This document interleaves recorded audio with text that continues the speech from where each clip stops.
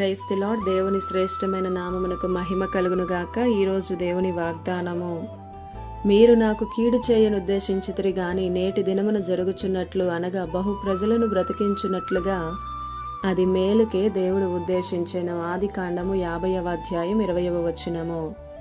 ఈ ఉదయకాల సమయంలో శ్రేష్ఠుడైనటువంటి దేవుడే మనందరితో మాట్లాడుతున్నాడు. మన దేవుడు కీడును మేలుగా చేసే దేవుడు.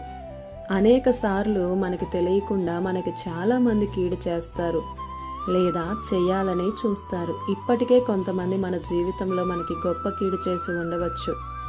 దానిని బట్టి నీవు కొంత సంతోషం, సమాధానం, ఆనందం, నెమ్మది, అభివృద్ధి కోల్పోయానని నీవు బాధపడుతూ ఉండవచ్చు.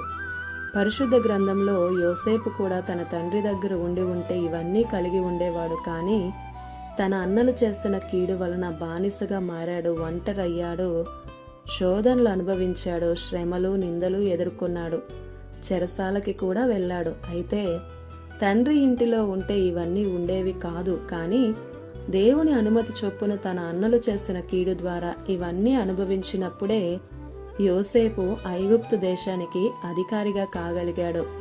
కాబట్టి కీడు కలిగిందని కృంగిపోక దేవుడు మేలు చేస్తాడనేసి దేవుని మీద విశ్వాసం ఉంచు. ఇతరులు నీకు కీడు చేశారని వారిపై పగను పెంచుకోవడం వల్ల మనకు వచ్చేదేమీ లేదు. నొచ్చుకుని ఆ కీడునే దేవుడు నీకు మేలుగా చేస్తాడని, చేయబోతున్నాడని, వారి కన్నుల ఎదుటే నిన్ను గొప్ప చేయబోతున్నాడని విశ్వాసముతో ప్రార్థించు. దేవుని యందు నిరీక్షణ కలిగి జీవించు. ఆమేన్. ఈ దిన వాగ్దానం మనందరి జీవితాల్లో నెరవేరాలని కోరుతూ దేవుని సువార్త పరిచర్యలో మీ సహోదరి Prasanna. God bless you. Amen.